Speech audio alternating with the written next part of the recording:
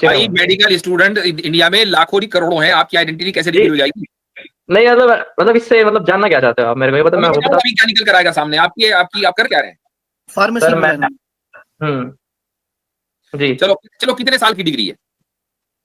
अभी 2 साल बच रहे हैं और 2 साल कर लिए होंगे, 4 साल है ना? हम्म।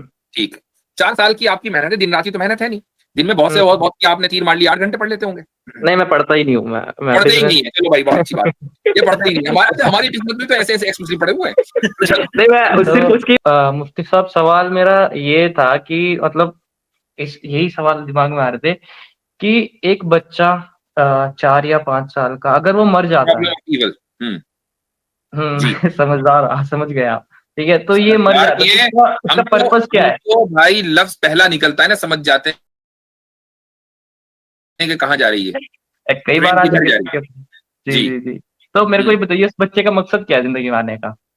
उस बच्चे का कोई मकसद नहीं है, अब उसके वालिदैन के रफ़े दरजात और उस बच्चे को खुद जन्नत में जाना, ये दोनों मकासिद है। इस दुनिया का तो कोई मकसद नहीं। उसे तो यही है कि उसे as a test product use किया गया है ना? हम तो सारे के सारे टेस्ट के लिए आए हैं। हम खुद नहीं भी नहीं, टेस्ट हैं, हम अब दूसरों के लिए भी टेस्ट हैं और खुद अपने लिए भी टेस्ट हैं।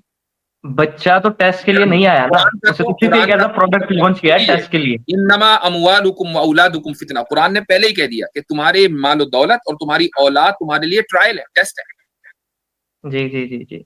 नहीं मैं ये कह रहा हूँ कि जो बच्चा है उसका तो टेस्ट हुआ ही नहीं ना, तो वो तो टेस्ट के लिए आया ही नहीं। वो तो वो बगैर टेस्ट की जन्नत में ना। तो ये तो फिर वही हो गई ना, ये तो अच्छी बात है ना, ये तो अच्छी बात है। ये अच्छी बात हो गई। हाँ, इसमें नहीं क्या मसला ये है? अच्छी बात है, मतलब मेरा टेस्ट हो रहा है और एक बंदे का टेस्ट नहीं हो रहा, तो ये तो गलत बात है ना तो मुफ्ती कभी साहब। स्कूल में पक्का दाखिला नहीं हुआ ना। तो उसको जन्नत में भी तो होना चाहिए ना, वो टेस्ट में क्यों? पास कैसे हो गया जब टेस्ट ही क्यों? नहीं हुआ? अल्लाह ताला के यहाँ फजल नहीं है? अच्छा चलो ठीक है, मैं मान रहा हूँ। मेरे को भाई ये अगर बताइए जो अगर अगर जन्नत अल्लाह ताला की मिल्कियत है, वो चाहे जिसको लेकर जाए, उसने क्राइटेरिया बना दिया है कि बच्चा बालिग होने से पहले मर जाएगा तो जन्नत में लेकर आऊंगा, और अगर उसके वालिदैन सब्र करेंगे तो उनको भी लेकर आऊंगा। इसमें तो ये तो प्रॉब्लम क्या यही बात है। जी जी जी जी, मैं समझ गया। तो ये बात हो गई ना, जस्टिस तो आप इसमें ला नहीं सकते ना, ये तो जस्टिस हो है? ही नहीं, नहीं फिर। बात बात देखें, दोनों चीजें हैं। एक आदमी ने गलत बोला, एक जात यानी अल्लाह की जात जन्नत की मालिक है, उसने उसूल तय कर दिया कि यहां अदल की बुनियाद पर भी आएंगे, फजल की बुनियाद पर भी आएंगे। ये दोनों सिफात है उसकी, एक सिफत नहीं है, दोनों सिफत है। किसी को फजल की बुनियाद पर लाएगा, किसी को अदल की बुनियाद पर लाएगा। इसमें आपको क्या प्रॉब्लम है?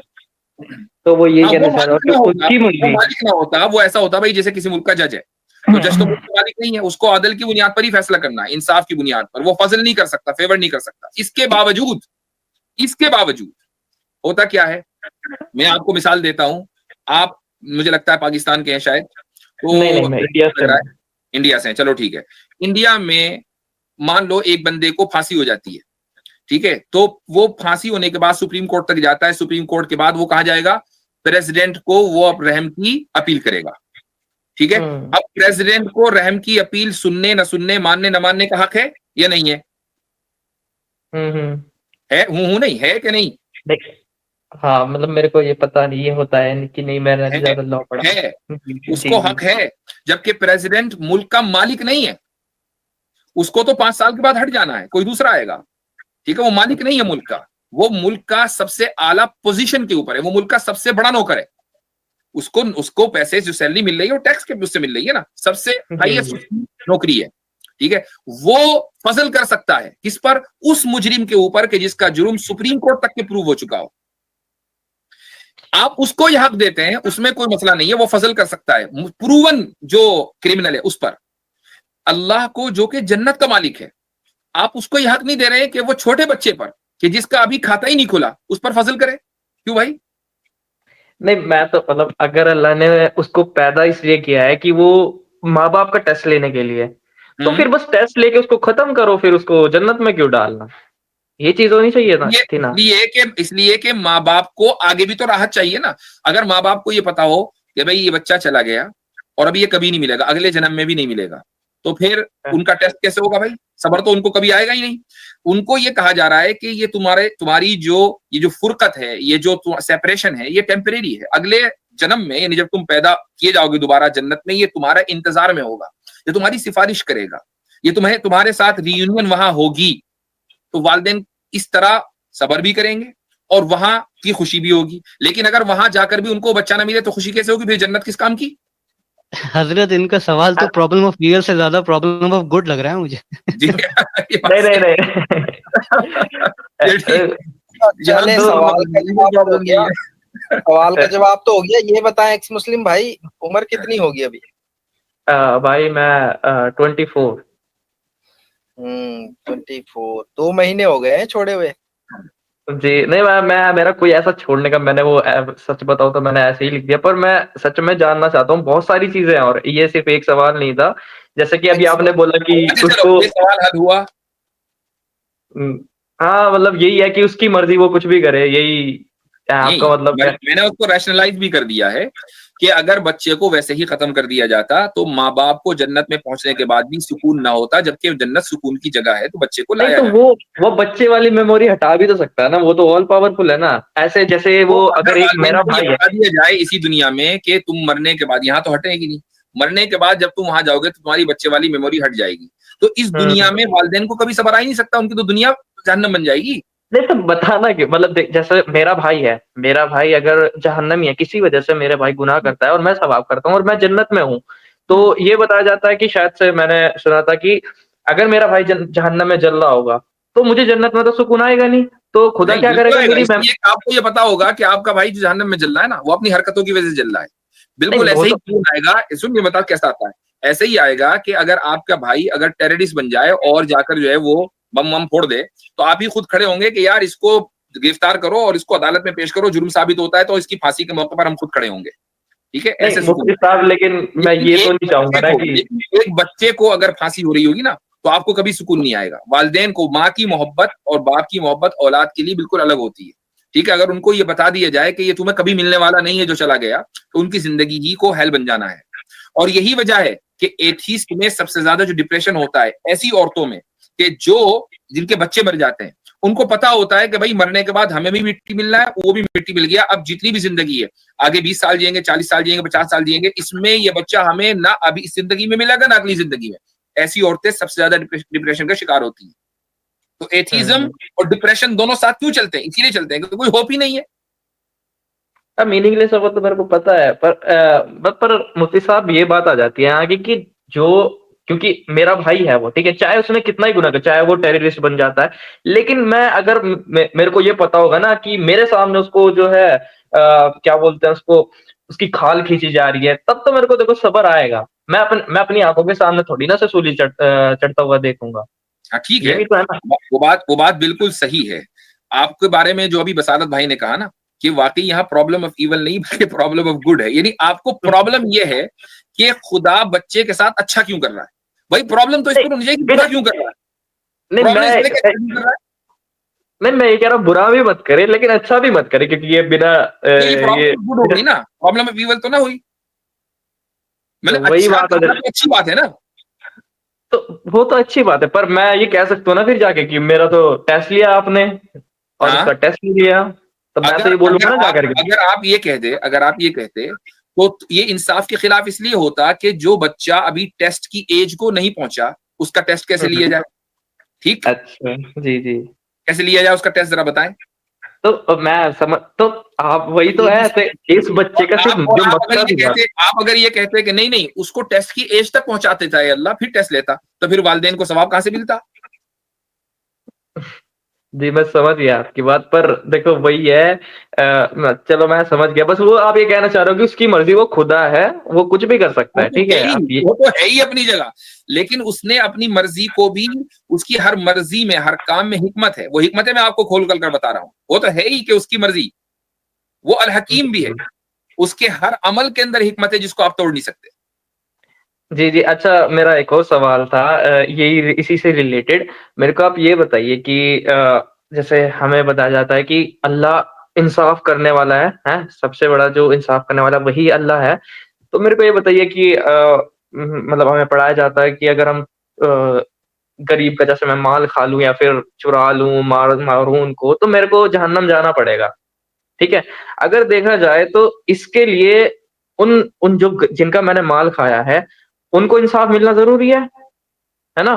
तो अगर देखा जाए तो मुझे इसके लिए ज्यादा बड़ी सजा तो नहीं मिलनी चाहिए ना। मतलब जैसे मैंने उनको बर्बाद ही कर दिया, मतलब 5-10 लाख रुपए उन पे थे, मैंने सारे चुरा लिए। तो ज्यादा से ज्यादा मेरे साथ क्या होना चाहिए कि मैं उनके पैसे वापस करूं, या मुझे सजा हो ज्यादा से ज्यादा मेरे को 3-4 साल जेल में रखो, या फिर कुछ भी करो, पर ये तो नहीं होगा ना कि मैं लाखों साल तक, हजारों साल तक जहन्नम में जलता हूँ। ये तो फिर ये भी इंसाफ नहीं हुआ। ठीक।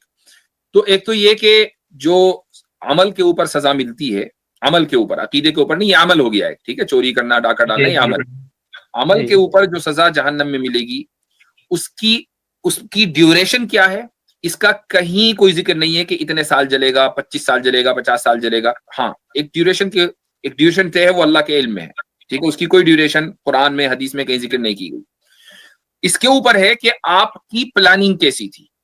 आपको प्लानिंग ये करनी थी कि नहीं, मैं तो गरीब का माल हड़पूंगा, 1 मरतबा नहीं, 2 मरतबा नहीं, 100 मरतबा आप ये काम करते रहे, तो ऑब्वियसली बात है कि जी ड्यूरेशन ज्यादा होगी। एक आदमी ने 1 आध मरतबा, 2-4 मरतबा जिंदगी में चोरी कर ली, तौबा नहीं की, उसकी ड्यूरेशन कम होगी। तो इसलिए कोई एक ड्यूरेशन नहीं है, एक बात। दूसरी बात कि अगर आपने किसी के माल की चोरी कर ली, किसी का के यहाँ डाका डाल लिया, आपको मरने से पहले ये ऑप्शन भी है कि आप अपना रिकॉर्ड क्लियर करा के जाएं।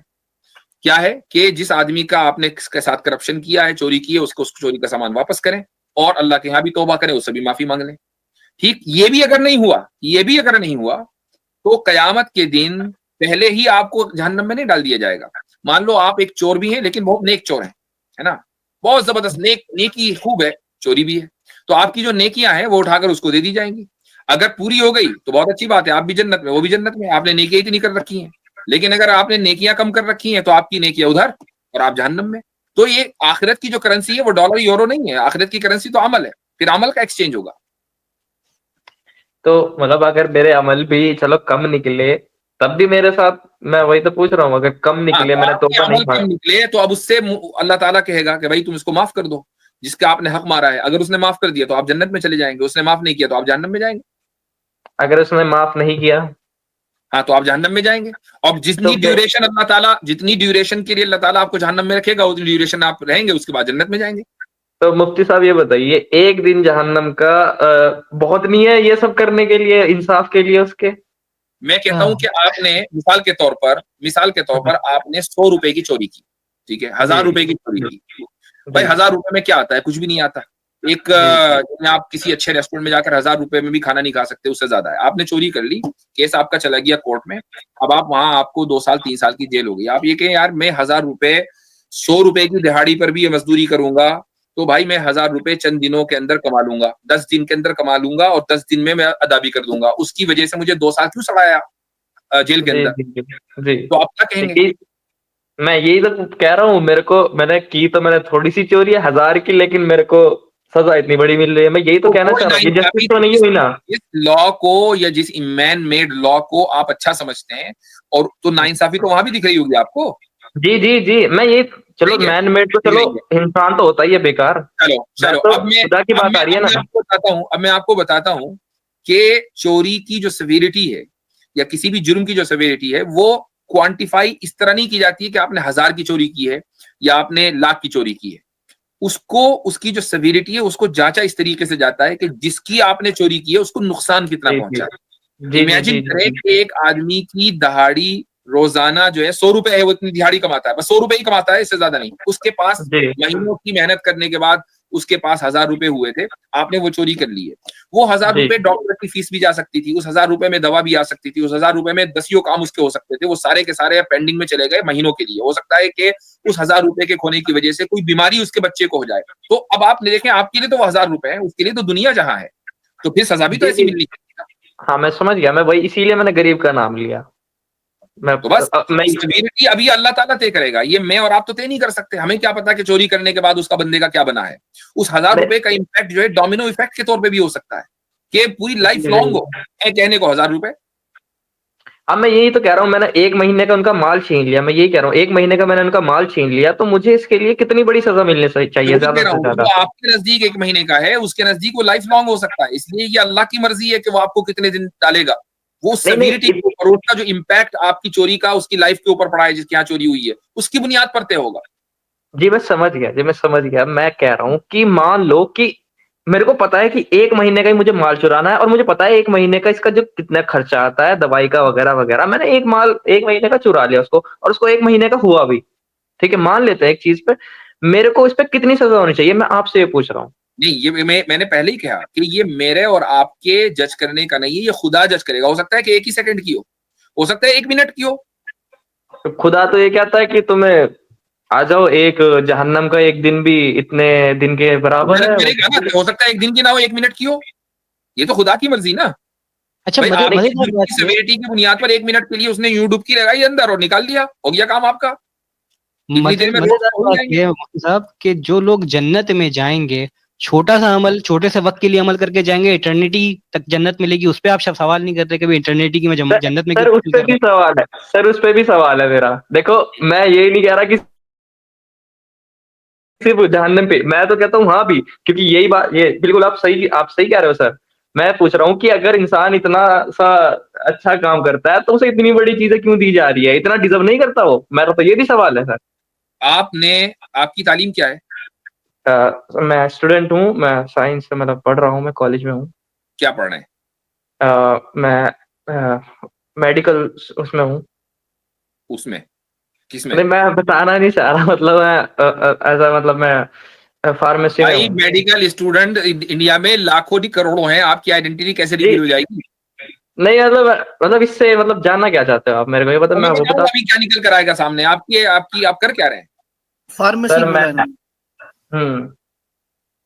जी। चलो चलो, कितने साल की डिग्री है? अ, अभी 2 साल बच रहे हैं और। अच्छा, 2 साल कर लिए होंगे, 4 साल है ना? हम्म। ठीक। 4 साल की आपकी मेहनत है, दिन रात की तो मेहनत है नहीं। दिन में बहुत से हम्म। बहुत बहुत की आपने तीर मार लिया, 8 घंटे पढ़ लेते होंगे।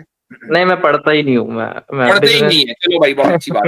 ये पढ़ते ही नहीं है। अच्छा, हमारी किस्मत में तो ऐसे ऐसे एक्स मुस्लिम पढ़े हुए हैं। चलो नहीं, मैं सिर्फ उसकी बता रहा हूँ, मैं मतलब इसीलिए बहुत चीजों चोरी में पे पढ़ता हूँ बोलते ठीक है सर। हैं, ठीक है ठीक पढ़ते है। ही नहीं है, इसीलिए चार चोरी के साल बारे में में पूछ रहे आपने हैं। बगैर पढ़े कोई एक आध डिग्री मार ली, ठीक।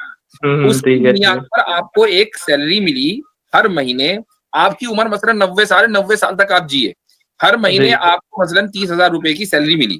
ठीक है, जी, कैलकुलेट जी। कर लो कि अभी आप मसलन 25 साल की उम्र में आपको वो सैलरी मिल जाती है और 30,000 रुपए हर महीने या 25,000 रुपए हर महीने कितने महीने आए?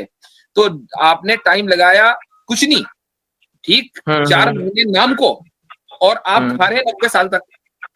तो यहाँ ये आप सवाल क्यों नहीं करते कि यार ये तो इंसाफ नहीं हुआ, सिर्फ 4 साल नहीं, की मेहनत नहीं। नहीं, मैं तो कर रहा हूँ, मेरे को नहीं चाहिए वो। क्या सर हुआ? मैं ये। इसका मतलब जी, क्या जी। हुआ? इसका मतलब ये हुआ कि हम स्टडी पीरियड को शॉर्ट रखते हैं और जो स्टडी पीरियड का जो नतीजा निकलता है वो हमेशा लॉन्ग होता है। अगर 4 साल की मेहनत से सिर्फ 4 साल ही फल मिले ना, तो कोई भी आदमी 4 साल मेहनत ना करे, ठीक। इसी तरीके से हमारी जो लाइफ है वो चाहे 10 साल, 20 साल, 40 साल, 100 साल हो, वो एक बड़ा लिमिटेड पीरियड ऑफ टाइम है। उसमें हम जो मेहनत करेंगे उसका नतीजा वैसा निकलना चाहिए कि जिसकी वजह से हम मेहनत करने पर आमादा हों। अगर हमें यहां से ये बता दिया जाए या ये होते कि भाई तुम करो मेहनत 90 साल की उम्र तक के, मरने के बाद फिर 90 साल जियोगे फिर मर जाओगे। अब उसके बाद बंदा सोचेगा कि यार मुझे नेमत मिली सिर्फ 90 साल की, इतनी सारी नेमत है और उनको भी छिन जाना है, तो अभी जन्नत में जाकर फायदा क्या हुआ? आदमी इसी गम में रहेगा कि ये नेमत मेरे से छिनने वाली है। सर मैं यही बता रहा हूँ आपको। मैं यही बोलने वाला था कि जो मैं पढ़ाई कर रहा हूँ ना तो मुझे उससे कुछ उम्मीद है। मैं अपने फादर का बिजनेस करता हूँ और मुझे 30,000 की नौकरी नहीं मिलेगी जो मैं पढ़ रहा हूँ, मुझे पता है। और आपकी बात और नहीं हो नहीं रही है, मिलेगी, नहीं मेरे को चाहिए। एक जनरल बात हो रही है।